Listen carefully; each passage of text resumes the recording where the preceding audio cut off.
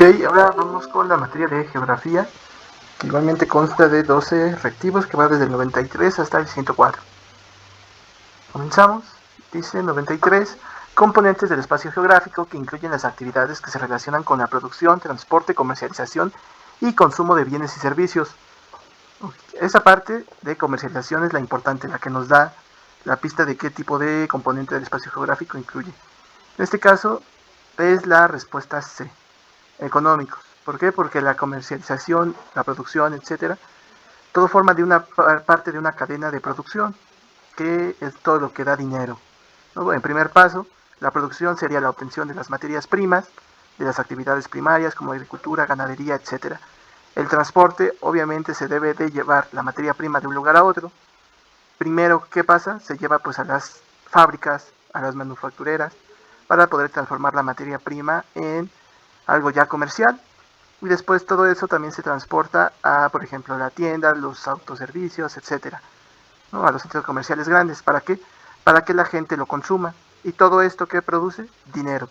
Y el dinero siempre está relacionado con lo económico. 94 dice, 94. Con el sistema D se puede elaborar mapas que identifiquen zonas de riesgo asociadas con el relieve.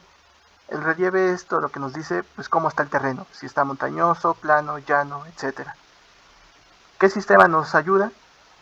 Aquí puede haber dos opciones, el sistema de información geográfica o el sistema de posicionamiento global. En la información geográfica conocido como SIG, este sistema nos da información más que nada de la población. El más conocido aquí en México es el INEGI, ¿no? Aquel que llega a tu casa, toca y te pregunta cuántas personas viven ahí, de qué edad, tienen alguna enfermedad, etcétera. Si se dan cuenta, esta definición no nos dice sobre el terreno. Y el sistema de posicionamiento global, también conocido como el GPS, es el que nos dice pues cómo se constituye el terreno, que cómo está estructurada la Tierra, ¿no? Que es el que utilizamos para podernos localizar. Entonces la respuesta correcta sería la B. Seguimos con el 95. Dice, los usos horarios son una prueba y una consecuencia de... Ok, traslación terrestre, no. La traslación es el movimiento que da la Tierra alrededor del Sol. Esto provoca las estaciones del año, que pueden ser contrarias, ¿no? Según el hemisferio, norte o sur. Entonces, no. La rotación del Sol, tampoco.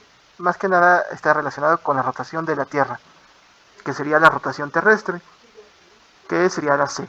¿Por qué? ¿Qué son los usos horarios? Ok, vean, espero que puedan ver el mapita 3D, que es de Google Earth. Son líneas imaginarias que, pues, que cada nación pone, ¿no? Cada territorio pone, para poder adaptarse al horario según le convenga, ¿no? A veces. Estas líneas, ¿cuántas líneas son? Son 24. ¿Por qué 24? Porque son 24 horas. Y esto lo causa la rotación de la Tierra, ¿no? Que la Tierra gira sobre sí misma, sobre su propio eje. ¿Qué produce esto? El día y la noche. Obviamente debe de haber diferentes horarios para cada posición geográfica, ¿no? Para cada lugar. Porque no sé si han llamado, por ejemplo, a otro país. Si aquí es de día, del otro lado del mundo va a ser de noche. Entonces eso es lo que provoca la rotación de la Tierra. Seguimos con el número 96. Dice, la preservación de los arrecifes de coral favorece el equilibrio del clima porque controla la densidad del agua oceánica, no. Reduce los residuos sólidos del mar y ríos, no, eso no hace los arrecifes. Mantiene controlado el crecimiento del plancton, tampoco. Y D, contribuye en la disminución del dióxido de carbono. Los arrecifes de coral podríamos compararlo con las plantas. ¿Y qué hacen las plantas? Transforman el dióxido de carbono al oxígeno. Podríamos decir que lo limpian. ¿Para qué? Para que haya un equilibrio en el clima, ¿no? en el ambiente y no haya tanta contaminación. Aunque sí, las plantas, los árboles ayudan a transformar el dióxido de carbono en oxígeno nuevamente, tienen el mayor porcentaje. ¿Cuáles son los que hacen esta transformación? Tienen un mayor impacto. ¿Cuáles son? Son los arrecifes de coral. Entonces sería la D. Seguimos. Que dice 97. Son acciones para el cuidado del medio ambiente. Aquí recuerden leer bien, nos están pidiendo cuáles sí son acciones para el cuidado del medio ambiente. La deforestación, pues no. Esto provoca inundaciones y la erosión del suelo, por lo tanto no. Pérdida de biodiversidad, pérdida, etcétera. El uso de la bicicleta, pues sí, reduces los gases contaminantes que produce el carro. Reciclar sí, volverle a dar un uso a las cosas y evitas gastar los recursos.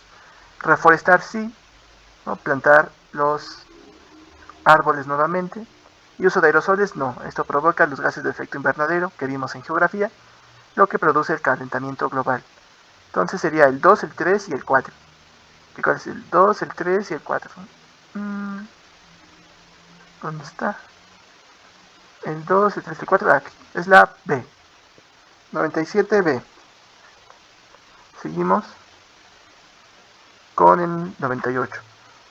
Los países con un gran tránsito migratorio son, o sea, aquellos donde salen bastantes migrantes, son Egipto, Alemania y Estados Unidos. Aquí estos llega una gran cantidad de migrantes a estos países, por lo tanto no, estamos viendo por cuáles son los que más salen, nos está preguntando.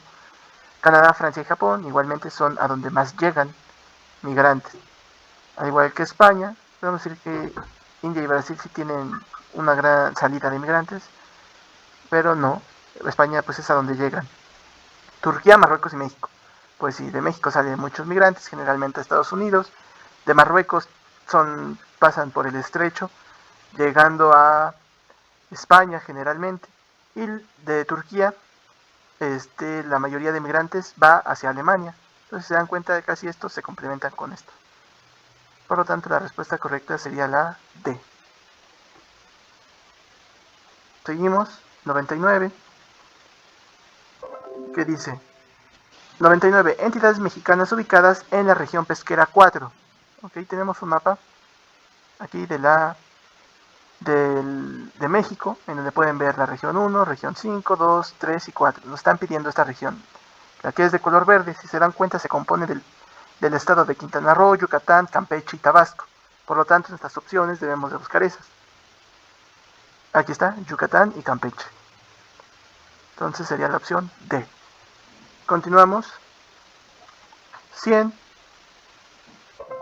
Dice, zona con mayor extracción petrolera en México. Okay, aquí pueden ver otro mapita donde hay una tabla con cuáles producen la mayor cantidad de crudo, que es el petróleo, ¿no? Los barriles de petróleo crudo, también conocido como el oro negro. Si se dan cuenta, la mayor cantidad extraída es en el Golfo de México, ¿no? En todas estas zonas de Veracruz, etcétera. Entonces, la respuesta correcta sería en las costas del Golfo de México. Ahí es donde está una de las mayores cantidades de plataformas petroleras para la extracción de este recurso tan valioso. Vamos con la 101, que dice, son características de los países centrales, o también conocidos como los países en desarrollo, o los países de primer mundo. ¿Controlan el desarrollo tecnológico? Pues sí. ¿Por qué? Porque ellos son los que tienen el dinero pues para poder invertir en el desarrollo de tecnología. ¿Exportan materias primas? No. Estos, los que exportan materias primas, son los que llamamos como países periféricos o países en desarrollo, o también conocidos como los países de tercer mundo. Son aquellos que tienen una gran cantidad de recursos que generalmente los países centrales explotan. Pero entonces eso no. ¿Carecen de servicios? No. Generalmente estos países desarrollados tienen un gran sistema de servicios, ya sea de salud, educación, etc. Entonces no carecen de servicios. Sí tienen servicios. 4. ¿Controlan los mercados y capitales? Sí. ¿Por qué? Porque al tener el dinero para poder invertir, obviamente van a poder controlar el mercado y el dinero. Y por último, desarrollo e industria manufacturera, pues sí, va con la mano con el desarrollo tecnológico. Por lo tanto, la respuesta correcta sería 1, 4 y 5. Por lo tanto, es la D. Seguimos con el 102, que dice, se establecen con el propósito de evitar conflictos y determinar hasta dónde un Estado ejerce su soberanía. ¿Okay? Para evitar problemas entre los países, entre estados, etc. La soberanía es hasta dónde ejercen el total poder. En este caso, ¿qué se pone para delimitar un territorio? Es cuando van a su papelería y les piden, por favor, deme con la división política del mundo. ¿Y qué lo divide? ¿Qué divide a un país de otro? ¿Qué delimita ese territorio? Las fronteras. Estas son las que dicen hasta dónde ejerce soberanía un país. Seguimos con el 103. La zona arqueológica de Palenque se encuentra en el estado de Chiapas. Hasta aquí ya no hay mucho que explicar, pero el Palenque se encuentra en Chiapas. Y la última pregunta que dice, está considerada como área del territorio nacional de 12 millas náuticas o 22 kilómetros mar adentro.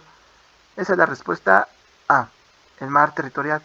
¿Qué quiere decir? Que por ejemplo estamos aquí en Madagascar, un ejemplo, a partir de la costa a 22.2 kilómetros o 12 millas náuticas, pues hacia el mar, eso todavía el país ejerce soberanía sobre él, o sea, tiene el control.